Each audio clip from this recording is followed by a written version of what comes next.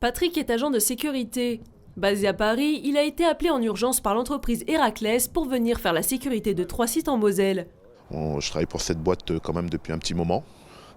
Donc quand mon patron m'a demandé si je pouvais venir, j'ai pas hésité. On a des métiers qui font qu'on n'est pas forcément dans la lumière. Mais bon, au même titre que les caissières, les infirmiers, tous les gens qui nous donnent un coup de main dans cette épreuve, on fait le boulot parce qu'il faut le faire.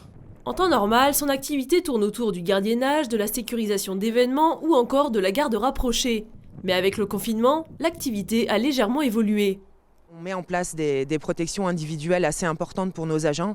C'est le but, c'est de protéger nos agents qui sont effectivement en première ligne. Hier matin, on a tout l'encadrement qui a fait tous les sites pour distribuer gel, masques, gants, pour protéger nos salariés.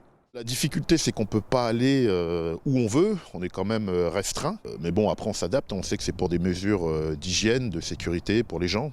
Mais ça fait plus de 22 ans que je suis dans la sécurité, donc je ne suis pas un débutant.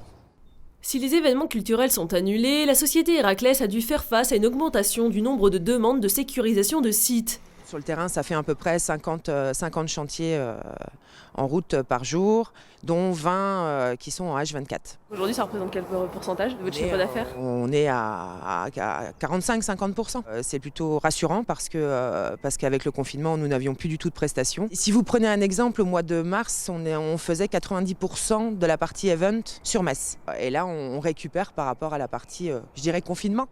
Actuellement, 100 agents sont déployés jour et nuit en Moselle et en Lorraine. Si pour le moment 100% des effectifs sont présents, avec l'augmentation de la demande, l'entreprise pourrait faire face à une autre problématique, la pénurie de main-d'œuvre.